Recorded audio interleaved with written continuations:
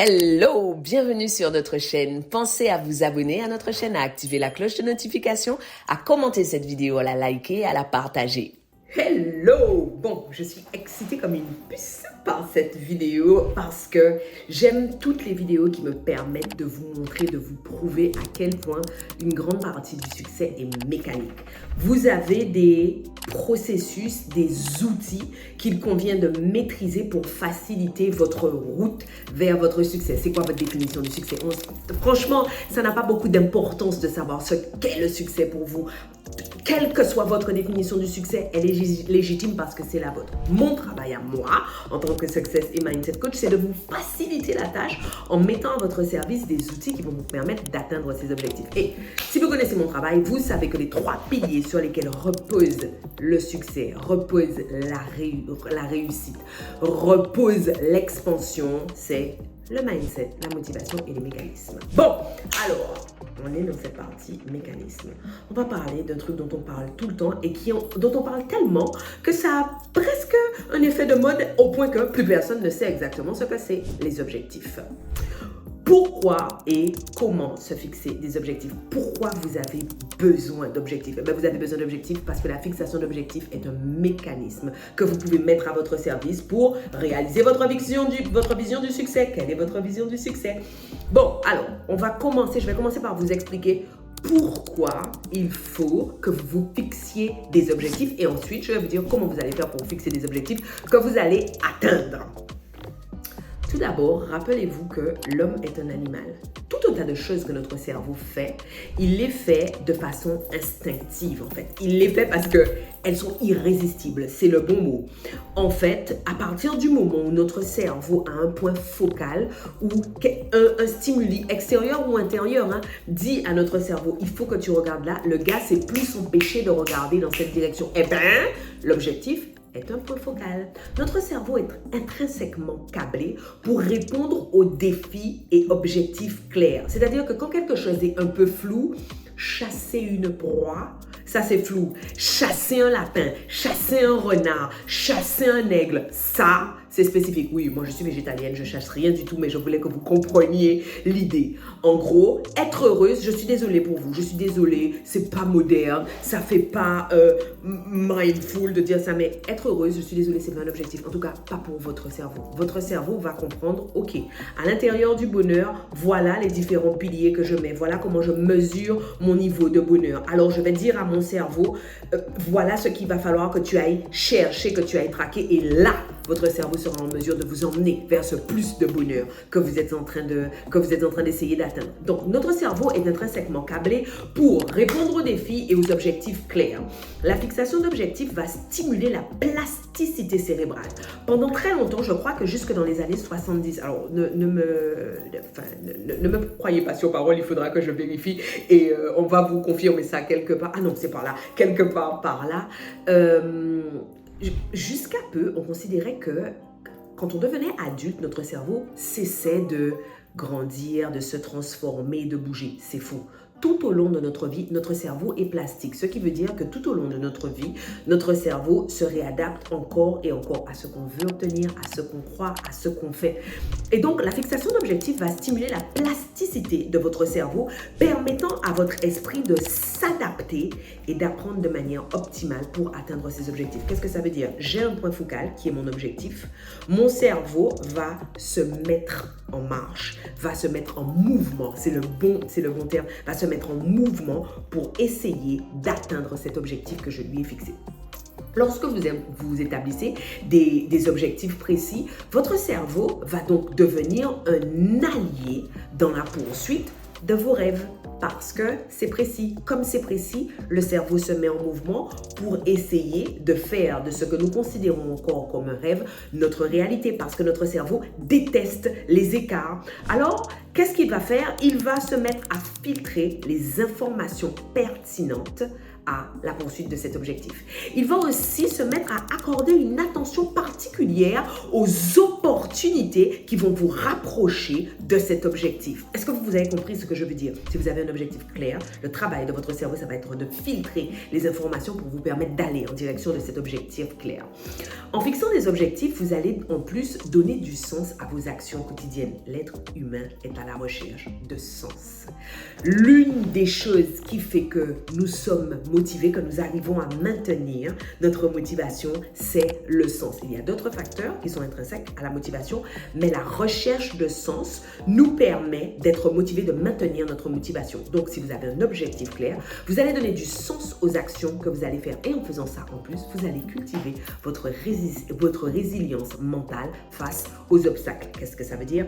En ayant des objectifs clairs, vous allez donner du sens aux choses et vous allez donc renforcer votre mindset. Est-ce que vous avez vu comment ça s'enchevêtre? Est-ce que vous avez compris le principe des dominos? Bon, maintenant que vous avez compris pourquoi vous avez besoin de vous fixer des objectifs, voyons voir comment vous allez faire pour vous fixer des objectifs. Parce que je suis coach depuis un petit moment maintenant pour savoir que la fixation d'objectifs, ça représente souvent un truc un peu comme ça. Et que ce avec quoi on arrive, ce ne sont pas des objectifs, c'est pas clair. Et donc le cerveau n'arrive pas à simuler sa propre plasticité pour filtrer les opportunités, les informations qui vont nous permettre de nous rapprocher de l'objectif. Comment on fait? Voilà la première des choses que vous devez faire pour vous fixer un objectif. Vous devez tout d'abord faire le point sur votre vision. Où est-ce que vous vous voyez? Où est-ce que vous vous voyez dans un an? Alors pour moi, l'horizon temporel n'est pas à un an. Il est en général à 3 ans ou à 5 ans. Mais ça peut être 1 an, ça peut être 10 ans, ça peut être 30 ans, peu importe. Où est la destination pour vous? Une fois que vous avez votre vision, vous avez donc la boussole de votre trajet. Parce qu'en fait, c'est cette vision qui va donner du sens à vos actions, qui va guider votre cerveau vers votre avenir.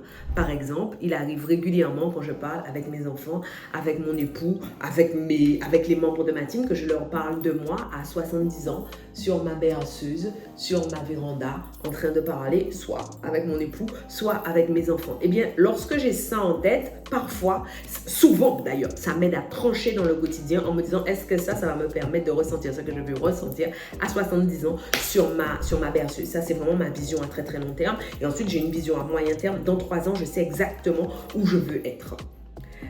Quelles sont les étapes intermédiaires qui vont vous rapprocher de votre vision à long terme? Vous voyez, je me vois à 70 ans et entre-temps, je me vois dans 3 ans. Là où je me vois dans 3 ans, ça me rapproche de ce que je vois quand j'aurai 70 ans. Quels aspects de votre vie personnelle et professionnelle sont primordiaux? Qu'est-ce qui est primordial pour vous? Qu'est-ce qui est prioritaire pour vous? Quand vous allez définir votre vision, faites attention à ne pas vous laisser embrigader, enfermer par les injonctions sociétales. Ce qui est important, ce qui est valorisé par la société n'est pas obligé de l'être pour vous. Soyez complètement hermétique à ce qui se dit, à ce qui se pense autour de vous. Quels sont les aspects qui sont primordiaux pour vous? Deuxième point, donc 1, faire le point sur la vision. 2, décider de ce qui doit être accompli dans les prochains 90 jours.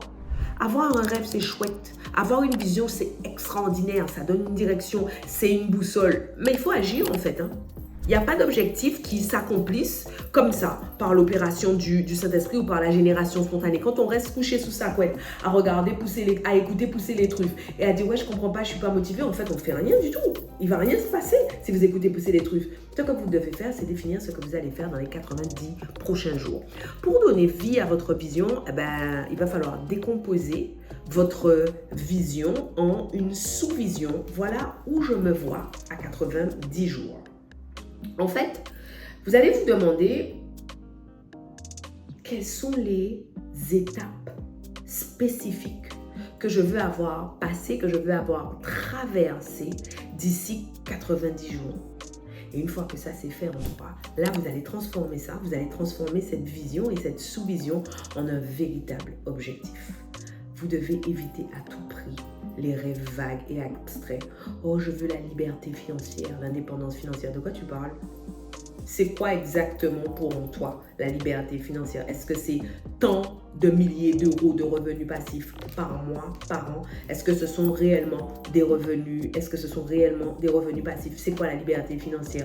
Ou alors, moi je veux être organisé. De quoi tu parles? Ça ne veut rien dire. Quels sont les curseurs qui vont vous permettre de vérifier que oui ou non vous êtes organisé? La méthode la plus facile pour se fixer de véritables objectifs, c'est la méthode SMART. SMART comme spécifique. Votre objectif doit être spécifique.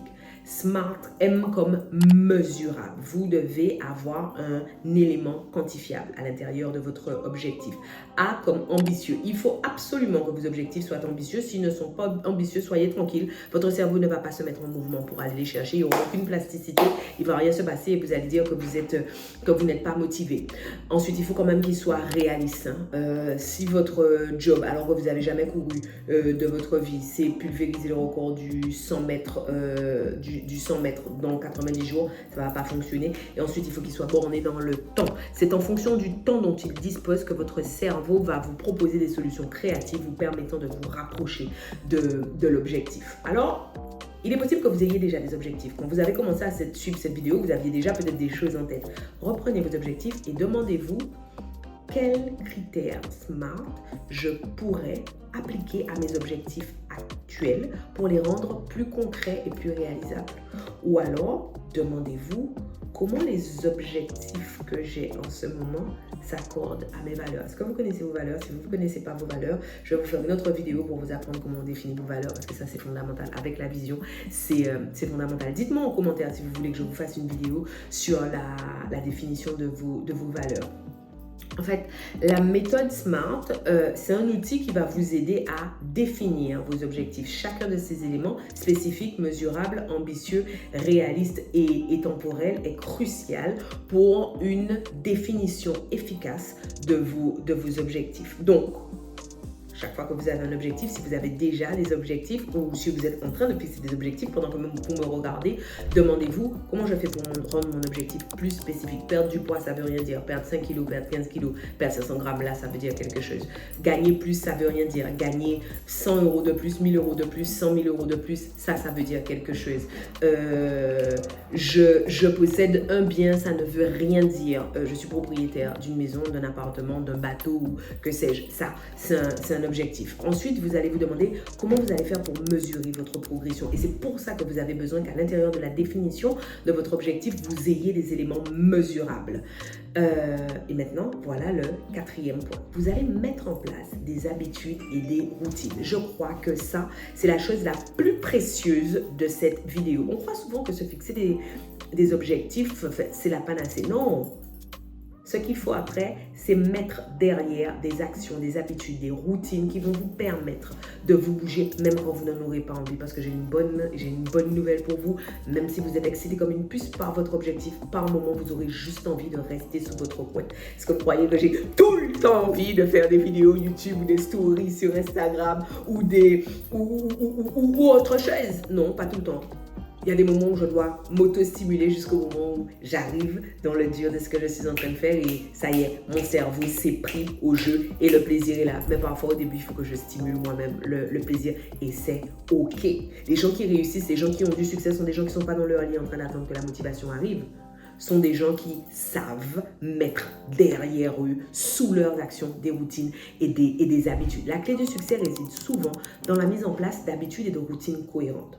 Vous allez commencer simplement, vous allez vous demander tout simplement quelle est la chose que je pourrais faire tous les jours à la même heure pour soutenir ma progression.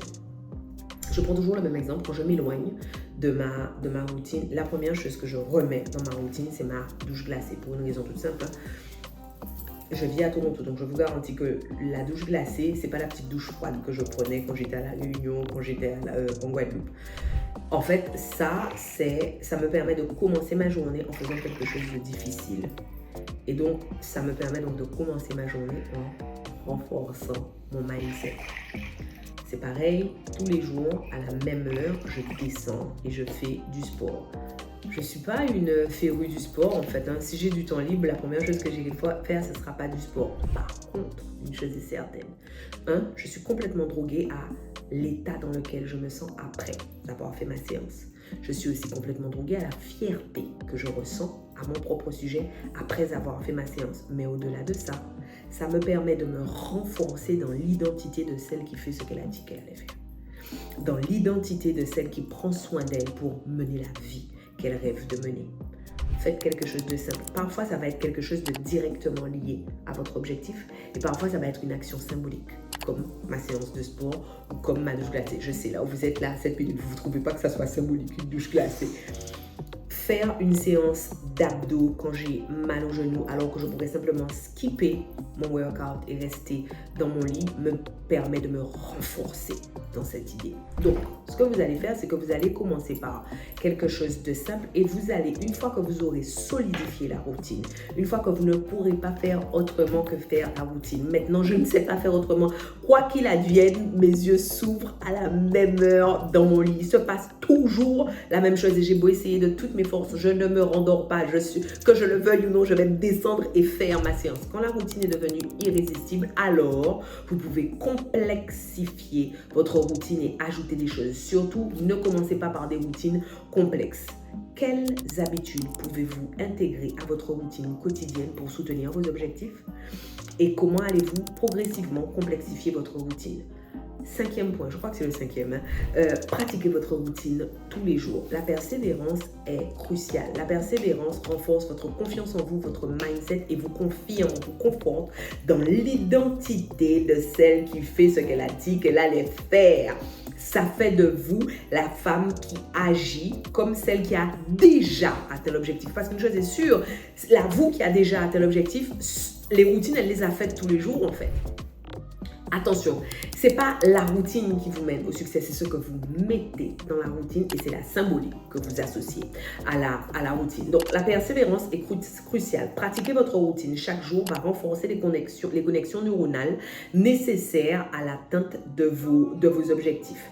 On va voir plus tard les stratégies que vous pourrez utiliser pour maintenir votre motivation quotidienne. Mais avoir des routines et des habitudes est un outil de motivation. Vous vous rappelez ce que je vous disais au début de cette vidéo? Si vous voulez atteindre vos objectifs, il vous faut activer 3 leviers, le mindset, les mécanismes et la motivation. Et l'un des relais de la motivation, l'une des choses sur lesquelles vous pouvez vous appuyer quand vous ne ressentez plus de motivation, ce sont les routines. Point suivant, je crois que c'est le 6e, traquez votre routine. Le suivi de vos progrès est essentiel. Alors, quand vous regardez mon planeur, parce que j'ai un outil de planification, j'ai tellement de choses à faire, j'écris tous les jours ce que j'ai à faire. Et donc, vous avez des choses qui bougent et vous avez des choses qui sont là absolument tous les jours. Et ces choses sont des constituantes, des composantes de ma routine. Et ce que je fais, c'est que je vais venir chaque jour mettre ces petits OK roses auprès de tout ce que je fais. Je vais aussi utiliser des systèmes de tracking. En fait, vous n'imaginez pas les trésors de motivation qu'il y a à l'intérieur de tous ces tout petits OK roses. En fait, juste le fait de cocher quelque chose va stimuler la sécrétion d'endorphines dans votre cerveau. Vous allez être satisfaite de vous. Et plus vous serez satisfaite de vous, et plus votre cerveau va vouloir recréer cette sensation, et plus vous serez encline, c'est ça, à suivre votre routine. Alors, la première chose qu'il va falloir faire, c'est vous demander quelle est la méthode de tracking qui va me convenir le mieux et comment je compte célébrer les réussites que j'ai et ajuster ma routine en fonction de mes progrès. Dernière partie de cette vidéo, ajustez votre routine si elle est trop complexe à suivre. Je vois régulièrement des femmes qui abandonnent leurs objectifs, qui se détournent de leurs objectifs, qui abandonnent leur routine simplement parce que la routine est trop complexe. Vous n'êtes pas prisonnière, c'est vous qui avez choisi la routine. Parfois, il va arriver que vous ayez ajouté 1 ou 2 éléments trop rapidement, retirez-le. Si vous trouvez qu'une routine est trop complexe à suivre, c'est important, c'est fondamental de l'ajuster. Demandez-vous toujours comment je peux simplifier au maximum ou réajuster ma routine tout en restant aligné avec mes objectifs. Bon, je suis impatiente de découvrir dans les commentaires la formulation SMART de vos objectifs. Ça me ferait plaisir d'avoir ça pour travailler sur ma prochaine vidéo. Je vous laisse là. Je vous envoie des paillettes au canon, mesdames. Pensez à vous abonner à notre chaîne, à activer la cloche de notification, à commenter cette vidéo, à la liker et à la partager.